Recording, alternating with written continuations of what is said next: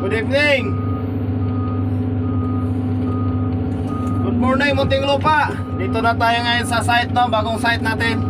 Medyo masikip dito. Kailangan alisin natin yung barikada para makaano tayo. Jen! Kasi paalis yung isa para makaikot yung puwet ko dyan. Ito, ano mo doon sa harap. Para pag swing ko, di matamaan ang puwet. Para madakot ko yung plate. Yan. Para yung puwet natin di masayad. Try mo natin ang ano, makakuha ng gitna, no? Okay, try mo natin. Ako po, tama lang talaga to.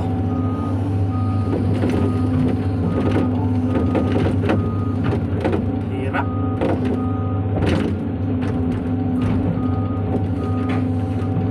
Sumama pa naman. Dito pwede hanap tayo ng ibang paraan, no? Yung paraan natin ngayon, ganito na lang. Madulas pa naman yung plate. Tingnan nyo.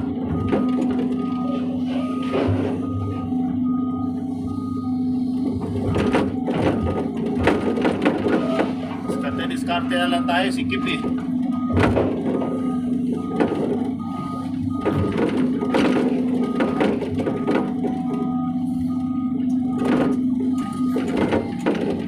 Dami ito, mga 30 piraso siguro to o 20 masulat.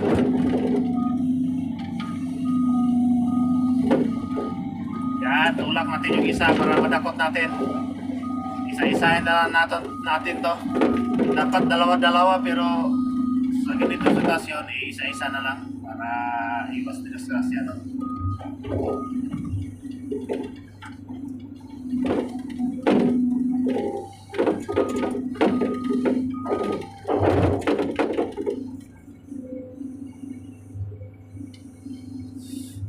Ang hirap ipasok.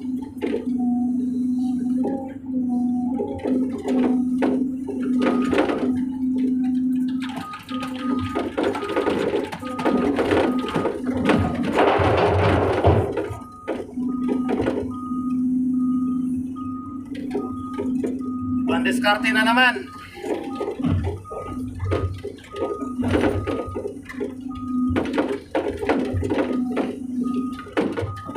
Ito talaga yung magbabako. Kailangan maghanap na tayo ng paraan.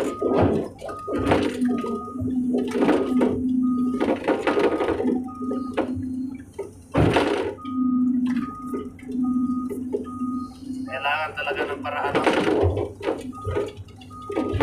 Ganito, posible naman din ito madakot.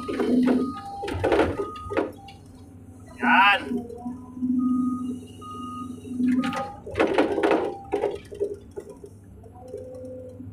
Ikot naman tayo. Nawala yung antok ko eh.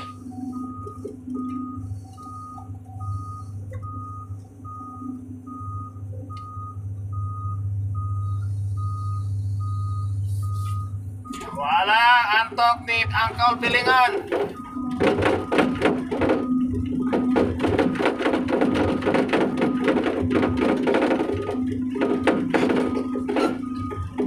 Magdamag tayo nito, isa-isa lang yung madakot natin. Kasi yung ano, yung side cutting ko ay ano na maiksi na. Kung mataas pa sana yan, kaya natin daw dakotin ng dalawa.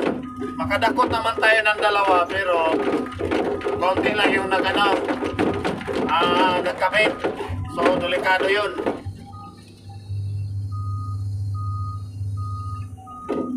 Madulas pa naman yung plate, no? Latagan yan lahat hanggang doon. Dito kami mag-drilling para sa T-spile. Isang butas na ito dito gawin namin.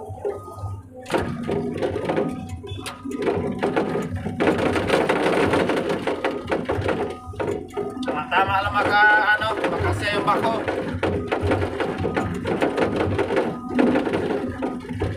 Pero itong trabaho nandahan tayo kasi tikal na ito.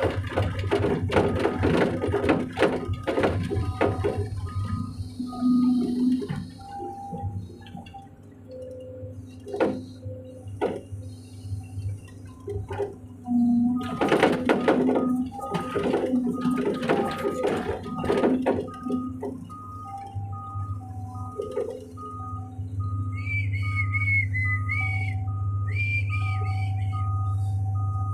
lang tayo kasi yung plate sobrang dulas niyan. Hindi naman natin matravel ng baba. Ang dami nakahara sa kilid.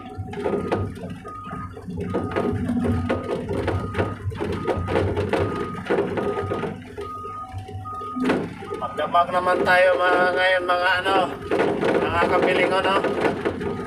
Okay lang, ganito naman talaga basta tuwain ang operator.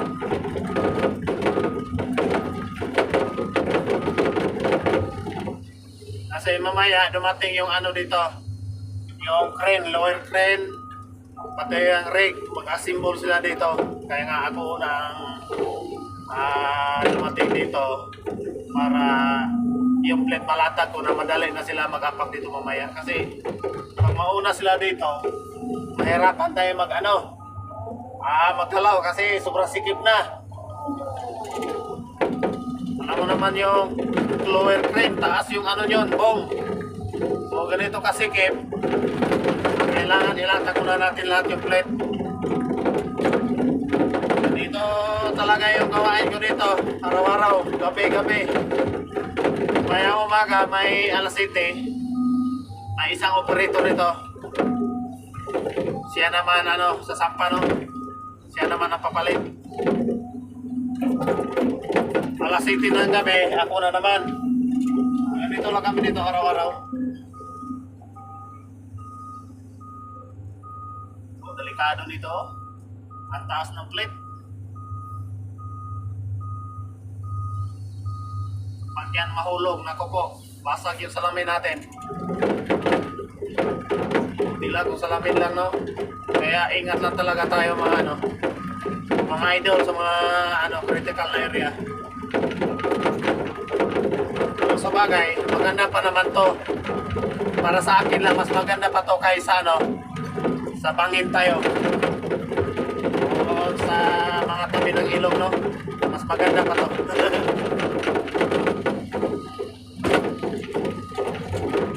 Yung pinantayan natin dito, yung ibang natin, yung ibang kagamitan dito, hindi madamage. Yun lang.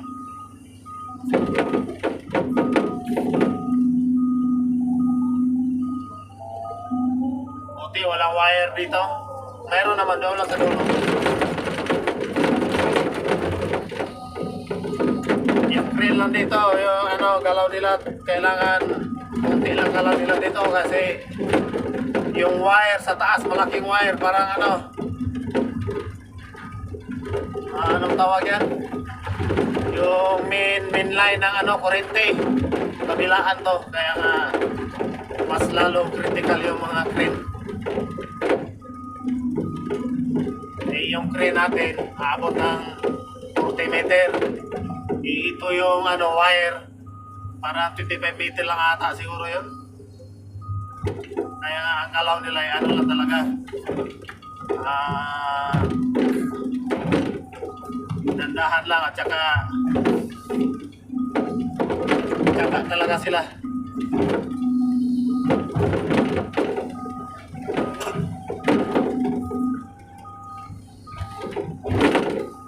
Hindi naman natin madakot ng plate pag pag nakatakilid. Hindi makasya sa sand cutting. Kanina try ko, mahulog yung hindi masyado makakagat. So kung ganito flat siya, yung kabilaan niyang side cutting, mahawakan niya, no? Kasi hindi pwede yun kung sa kabila lang nakakabit, delikado.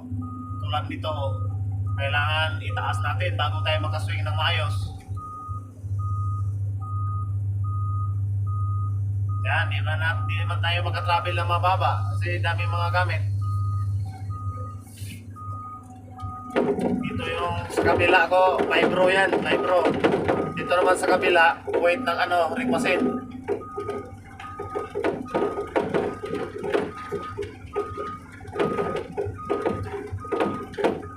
Siguro Puro street time tayo ngayon. Walang pahinga sa alas 12. Kaya maya-maya dumating na siguro yung lower print.